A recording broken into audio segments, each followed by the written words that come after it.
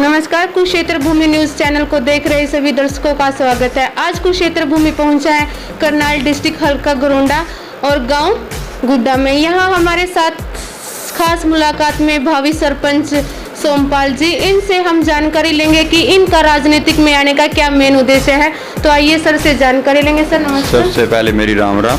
कुरुक्षेत्र भूमि के जितने भी दर्शक हैं सभी को मेरी तरफ से राम राम और सभी गुड़ा वासियों को भी मेरी तरफ से राम राम। सबसे पहले मेरा उद्देश्य यह है राजनीति में आने का कि हमारे गांव में बहुत से गरीब परिवार हैं जिनकी छतें टूटी हुई हैं, बहुत बुरा हाल है। मतलब उनको अंदर घर में घुसते हुए भी डर लगता है। तो ऐसे 100 के आसपास परिवार हैं जिनके मतलब घर बिल्कुल कच्चे हैं, मतलब उनके पास बिल्कुल भी कुछ नहीं है। तो पंचायत के सहयोग से तो सारे मकान हमने गांव में एक जैसे करने हैं। मतलब हमारा सबसे पहला उद्देश्य है कि सारे मकान लेंटर के बनाए जाए गांव में। कोई भी गरीब आदमी ये नहीं रहे भी कच्चे मकान में दब के मरे या किसी के बच्चे को महसूस करे। उसके बाद है शिक्षा की बात। तो हमारे सरकारी स्कूल की शिक्षा इतने उच्च लेवल की होनी चाहिए, मतलब जो एक आम परिवार का बच्चा है वो प्राइवेट स्कूल में पढ़ने के काबिल नहीं है। वो देखा देखी वो भी है ना प्राइवेट स्कूल में एडमिशन लेने के लिए जाता है। तो उसकी आमदनी है 6,000 रुपये महीने की, 7,000 रुपये 8,000 रुपये कमाता है और वो प्राइवेट स्कूल में 4 या 5,000 रुपये दे के आता है वहाँ पे। तो हमारा सबसे ये है भाई गाँव की सरकारी स्कूल की शिक्षा का स्तर इतना अच्छा किया जाए, इसकी बिल्डिंग को देख रेख, उसका लैट्रिन बाथरूम जो भी है बहुत अच्छे तरीके से बनाया जाए और स्टाफ का पूरी देख रेख पंचायत करे और शिक्षा का स्तर बढ़ाया जाए। जो 36 बिरादरी के बच्चे हैं वो सारे एक स्कूल में पढ़े, आपस में भाईचारा प्यार प्रेम बना रहेगा। सर आपके गांव की कितनी आबादी, कितने वोट और कितने वार्ड? हमारे गांव में अभी लगभग 3600 वोट के आसपास है। हाँ, जो अभी मतलब जो पोलिंग होती है वो अभी 4,000 के आसपास चला जाएगा। जो नया मतलब वोटर आएंगे, जो लिस्ट में आएंगे, अभी जो वोटर बनने की जा रही है। उसके बाद नशा मुक्ति का जो मेन उद्देश्य है हमारे गांव में, युवा साथी है, नशा मुक्ति की तरफ है। उसको नशा मुक्ति हम एकदम से खत्म नहीं कर सकते। जिसको लत लग गई है हम उसको छुटवाने में इतनी आसान काम नहीं है अभी हम बोल देंगे वो नशा मुक्त हो जाएगा। उसके लिए हमें प्रयास करने होंगे। प्रयास क्या करने होंगे? हमारे गाँव में अभी कोई गेम नहीं है। मैं खुद एक रस्साकशी का टग ऑफ वार का चैंपियन हूँ, मतलब स्टेट लेवल का। तो हम गेम के लिए मतलब इतना प्रोत्साहित है। मतलब जो युवा आएंगे हमारे गांव के 10 साल से ऊपर का युवा आएगा, उनके लिए कोच और स्टेडियम का प्रबंध कराना, उनको डाइट का प्रबंध कराना वो पंचायत की जिम्मेवारी होगी। जो कोच होंगे वो पंचायत अपनी तरफ से रखे। गवर्नमेंट सुविधा देगी तो ठीक है, नहीं देगी तो पंचायत का काम है कि 3-4 कोच रखे जाए गाँव में। हम खेलों को बढ़ावा देंगे जब तो हम नशे को दूर कर पाएंगे। अगर जो हम खेलों को बढ़ावा नहीं देंगे तो नशा नहीं कम कर सकते, कि उनके स्कूल से आते हैं उनके पास टाइम ही इतना होता है, इधर उधर बैठते हैं। तो बड़े बच्चों की संगत में बैठते हो पहले खराब हो चुके हैं तो उनसे वो गलत आदत सीख जाते हैं। अगर हम उसकी तरफ ध्यान देंगे, गेम की तरफ ध्यान देंगे तो बच्चे उससे दूर होंगे। मतलब खान पीना अच्छा होगा, जिम करेंगे, वर्जिश करेंगे तो वो गेम खेल लेंगे तो नशे से हम दूर कर पाएंगे उनको बच्चे को। हाँ, तो मतलब बॉडी की तरफ जो बच्चा देखने लग जाता है। मैं खुद बॉडी बिल्डिंग करता था, मेरा दिक्कत आ गई हार्ट में 1 साल पहले, तो मैंने छोड़ दी। तो मतलब जो भी बच्चा मतलब इस लाइन में आएगा तो वही अच्छी तरीके थे। क्यों मैं खुद कभी मैंने ज़िंदगी में कोई भी नशा नहीं किया, बीड़ी सिगरेट दर बहुत दूर की बात है, मैंने कभी टच भी नहीं किया इस चीज़ को। मतलब सबसे ज़रूरी है कि हम अपने जो इस काम को आगे बढ़ाएंगे, खेल और शिक्षा, उसके लिए IAS की तैयारी करानी, कुछ भी है मतलब कोचिंग के लिए अध्यापक छोड़ देंगे गाँव में फ्री ऑफ कॉस्ट। मतलब शिक्षा और गेम के लिए सबसे ज़रूरी है कि उसके लिए हम उसको बढ़ावा देंगे तो अपने आप नशे से दूर हो जाएंगे। जैसे सर आपने ऑफिसर की बात की, IAS IPS की जो आपने सोच रखी है बहुत अच्छी सोच है। सर एक बार आप ये बताइए कि आपकी क्या है स्टडी बेस? मैं BA किया हूँ मैडम, जी सर, ज्योग्राफी से तो साइकोलॉजी ली थी मैंने BA में। तो मेरा बिजनेस का था मूड, मतलब मैं जॉब नहीं करना चाहता था। मेरे 2 भाई हैं, छोटा भाई मेरा ऑस्ट्रेलिया में सिडनी में है, वो सिटीजन है वहाँ 14 साल से, PR है वो, वहीं का नागरिक ऑस्ट्रेलिया का। तो मैं यहाँ अकेला था, ज़मीन काफ़ी अपने पास, ठीक है मतलब। तो मेरा ये था भाई अपने कौन सा है? ये पोल्ट्री लेयर का फार्म है और 1.5 लाख बर्ड का फार्म है हमारा, पोल्ट्री का, भारत पोल्ट्री फार्म के नाम से 1.5 लाख बर्ड का फार्म है। तो मतलब बिजनेस एक ऐसी चीज़ है जो आदमी को पैरों पे खड़े होने सिखाता है। तो मैं क्यों रोजगार, मतलब ऐसा रोजगार किया, मेरे पास 50 लेबर वाले काम करते हैं, मुंशी काम करते हैं। मैंने 50 लोगों को रोजगार दिया अपने काम के माध्यम से, चाहे पैसा बचे ना बचे, मतलब 50 लोगों को रोजगार तो दे रहे हैं ना कम से कम।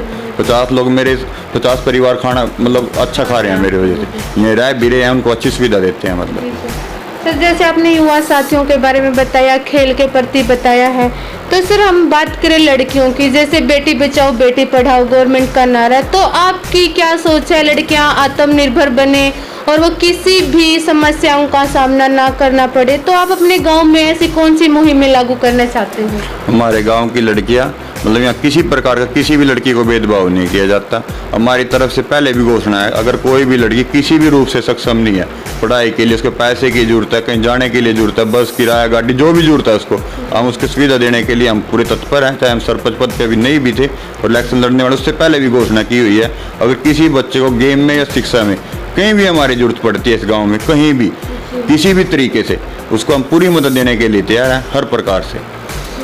तो मेरे गांव की लड़कियां मतलब गेम में भी अच्छी हैं, पढ़ाई में भी अच्छी हैं, मतलब PhD की हैं 2-3 लड़कियां, तो मतलब अच्छा है, मतलब कोई दिक्कत नहीं है, किसी हर प्रकार से सपोर्ट देते हैं। परिवार वाले सपोर्ट करते हो, जैसे हमारे वर्ग सामाजिक कार्य करते हैं वो भी फुल सपोर्ट करते हैं, उनको किसी प्रकार की कोई दिक्कत नहीं होती।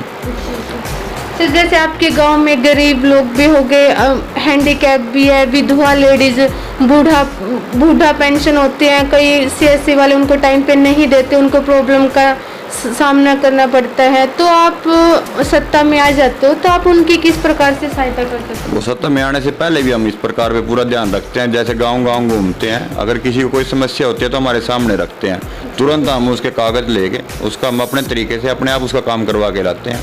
मतलब उसको जाने की भी जरूरत नहीं है, वो अपने पेपर दे हमारे को, उसका काम कराने के लिए हम तैयार हैं। मतलब किसी भी रूप से कहीं भी जाना पड़े, अगर उसके साइन की जरूरत होगी तो साइन करवा लिए जाएंगे, नहीं तो उसको कहीं भी जाने की जरूरत नहीं है। पूरे गाँव का अगर कोई भी बंदा मतलब किसी को अपना समय खराब करने की जरूरत नहीं है, चाहे वह नौकरी पे जाता हो चाहे घर का काम करता हो, कुछ भी काम छोड़ने की जरूरत नहीं है, उसके लिए हम गाँव में हाँ हर प्रकार से तैयार हैं।